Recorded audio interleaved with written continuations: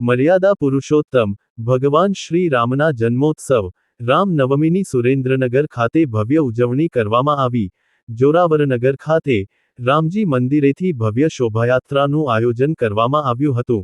વિશ્વ હિન્દુ પરિષદ પ્રેરિત દેવ સેવા ટ્રસ્ટ આયોજિત આ શોભાયાત્રામાં જિલ્લા ભાજપ પ્રમુખ શ્રી હાર્દિકભાઈ ટમાલિયા, નાયબ મુખ્ય દંડક શ્રી જગદીશભાઈ મકવાણા, નગરપાલિકાના પૂર્વ પ્રમુખ જિજ્ઞાબેન પંડ્યા, ફાટસર ગણપતિના મહંત શ્રી રામાશ્રય દાસજી મહારાજ, શોભાયાત્રાના અધ્યક્ષ જયદીપભાઈ પ્રજાપતિ, ઉપાધ્યક્ષ જિગ્નેશભાઈ કંસારા વિગેરે ઉપસ્થિત રહ્યા હતા।